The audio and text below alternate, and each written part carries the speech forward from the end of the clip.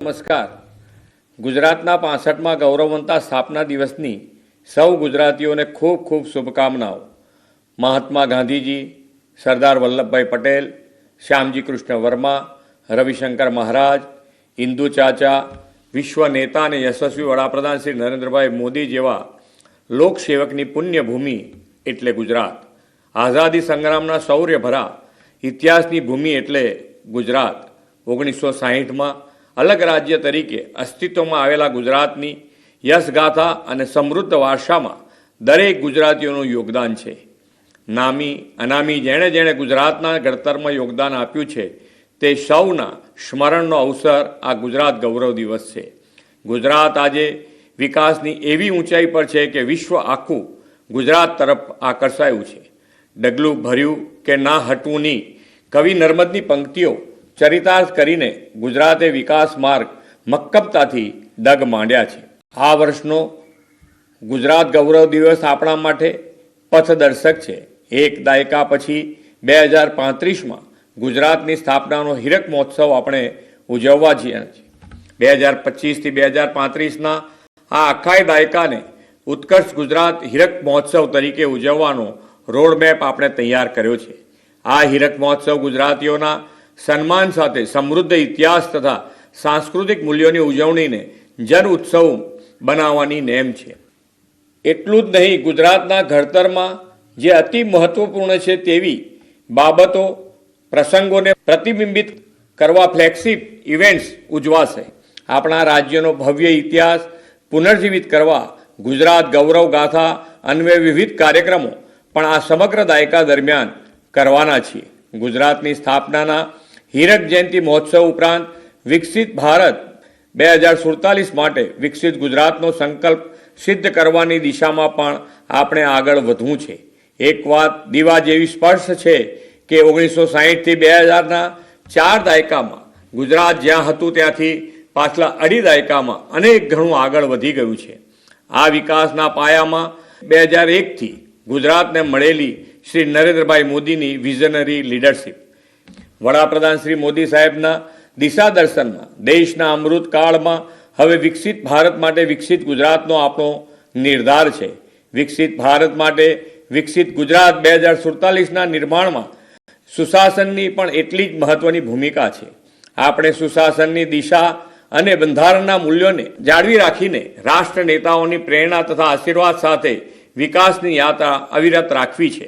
Doctor Baba Saheb આંબેડકરે ઘડેલા સંવિધાનના 75 વર્ષની ગરિમામય ઉજવણી, સરદાર સાહેબની 150મી જન્મ જયંતિ અને ભગવાન બિરસા મુંડાની 150મી જન્મ જયંતિ, ગુડ ગવર્નન્સના પ્રણેતા સ્વર્ગસ્થ અટલ બિહારી વાજપેયીજીનું જન્મ શતાબ્દી વર્ષ, આ બધી જ ઉજવણીઓથી રાષ્ટ્રહિત પ્રથમનો ભાવ જન જનમાં જગાવવો છે.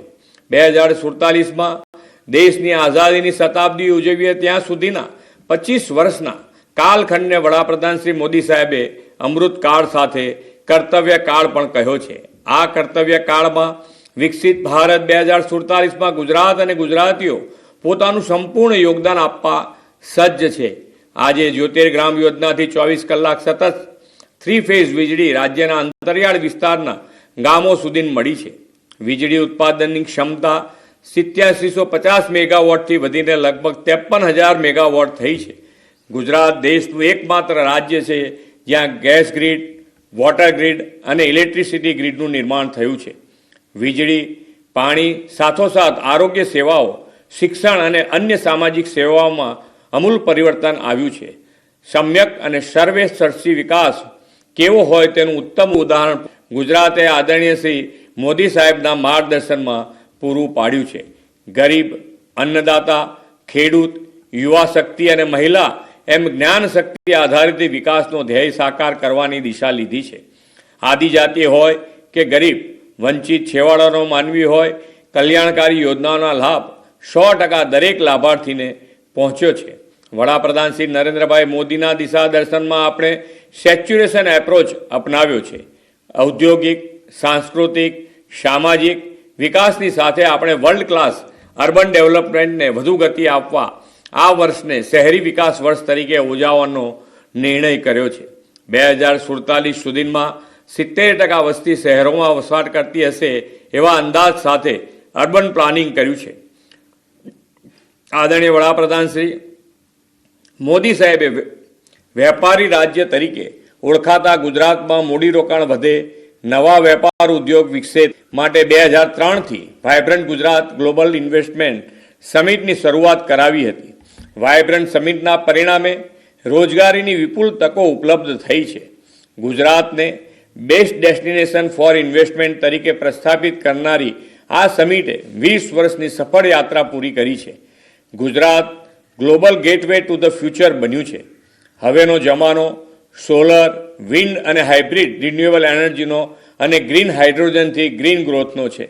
ગુજરાતે તો એ દિશામાં ક્યારનું આયોજન કરી દીધું છે. આપણી રિન્યુએબલ એનર્જી કેપેસિટી દેશની કુલ કેપેસિટીના 15% થઈ છે.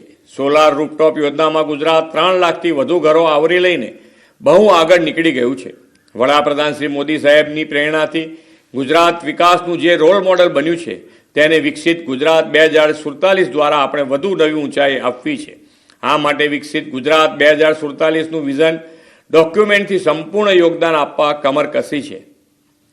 દેશમાં આવું વિઝન ડોક્યુમેન્ટ તૈયાર કરનારું પ્રથમ રાજ્યનું ગૌરવ આપણે મેળવ્યું છે. ગુજરાતમાં અત્યાર સુધીમાં થયેલા અવિરત વિકાસને પાયામાં રાખીને આ વિઝન ડોક્યુમેન્ટમાં દેશના અમૃતકાળના આગામી 25 વર્ષ માટે રાજ્યના ભાવિ વિકાસના લક્ષ્યાંકો નિર્ધારિત કર્યા છે. આર્થિક વિકાસના યોગ્ય સંસાધનો, આવકના સ્ત્રોત અને સૌને ઉપલબ્ધ કરાવીને દરેક પરિવારની આર્થિક સમૃદ્ધિને અર્નિંગ વેલ્થથી સુનિશ્ચિત કરવાનું લક્ષ્ય છે. પરંપરાગત ઉપયોગથી આગળ વધીને આપણે રાજ્યમાં હાઈટેક ઇન્ડસ્ટ્રી સ્થાપવાના વેગ આપ્યો છે. સેમિકન્ડક્ટર જેવા નવા ક્ષેત્રો માટે નીતિ નિર્માણના પરિણામે રાજ્યમાં 3 સેમિકન્ડક્ટર પ્લાન્ટ આકાર લઈ રહ્યા છે.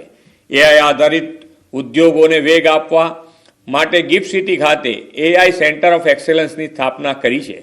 રાજ્યમાં હાઈ વેલ્યુ જોબ ક્રિએશન માટે આપણે ગ્લોબલ કેપેબિલિટી સેન્ટર પોલિસીની તાજેતરમાં જાહેરાત કરી અને ગિફ્ટ સિટી ખાતે ઇન્ફોનિયમ ટેકનોલોજીનું ગ્લોબલ કેપેબિલિટી સેન્ટર પણ કાર્યરત થયું છે.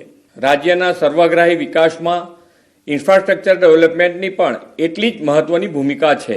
નીતિ આયોગની મદદથી સુરત અને તેની આસપાસના વિસ્તારના સ્ટ્રેટેજિક ડેવલપમેન્ટ માટે Surat economic region development plan તૈયાર કર્યો છે. ઉત્તર ગુજરાત, સૌરાષ્ટ્ર, મધ્ય ગુજરાતના અન્ય વિસ્તારોના સર્વાંગી વિકાસ માટે પણ આવા માસ્ટર પ્લાન બનાવવાનું આપણું આયોજન છે. વિકાસની તકો વધારવાની સાથે સાથે લોકોનું જીવન ધોરણ સરળ બને તે માટે આપણે લિવિંગ વેલ પર ફોકસ કરીને આયોજનબદ્ધ રીતે આગળ વધી રહ્યા છીએ. અર્નિંગ વેલ અને લિવિંગ વેલની વિભાવના સાથે સસ્ટેનેબલ ડેવલપમેન્ટ માટે પર્યાવરણ અનુકૂળ વિકાસનું આપણું લક્ષ્ય છે. વડાપ્રધાન શ્રી મોદી સાહેબે પર્યાવરણની જાળવણીથી ગ્લોબલ વોર્મિંગના પડકારોના સામનો કરવાની દેશવાસીઓને પ્રેરણા આપી છે. ગુજરાતે એનો પ્રતિસાદ આપતા વરસાદી પાણીના સંગ્રહ અને સંચય માટે કેચ ધ રેઇનની રાજ્યવ્યાપી ઝુંબેશ શરૂ કરી છે. એક પેડ માં કે નામ અન્વયે વધુને વધુ વૃક્ષો વાવીને ધરતી માતાને હરિયાળી કરવાની નિર્ધાર આપણે કર્યો છે. મહાનગરોમાં અર્બન ફોરેસ્ટ ઊભા કરવાના છીએ. આપણા અમદાવાદે તો 70 લાખથી વધુ વૃક્ષો વાવીને એ દિશામાં આગવું ઉદાહરણ પૂરું પાડ્યું છે. આદરણીય શ્રી મોદી સાહેબે મન કી બાતમાં તેની જે પ્રશંસા કરી છે તેનાથી આપણો ઉત્સાહ બેવડાયો છે. સ્વચ્છતા સાથે સ્વાસ્થ્ય અને તંદુરસ્તી માટે આપણે મેદસ્વીતા મુક્ત ગુજરાતનો સંકલ્પ કર્યો છે. આપણું અને ધરતી માતાનું બંનેનું સ્વાસ્થ્ય સારું રાખવા પ્રાકૃતિક ખેતી માટે વધુને વધુ ખેડૂતોને પ્રેરિત કરવા છે. વડાપ્રધાન શ્રી નરેન્દ્રભાઈ મોદીએ શરૂ કરાવેલા આવા સામાજિક જાગૃતિના અભિયાનને વેગવંતા બનાવીને દરેક નાગરિક માટે લિવિંગ વેલનું વધુ સંગીન કરવા છે.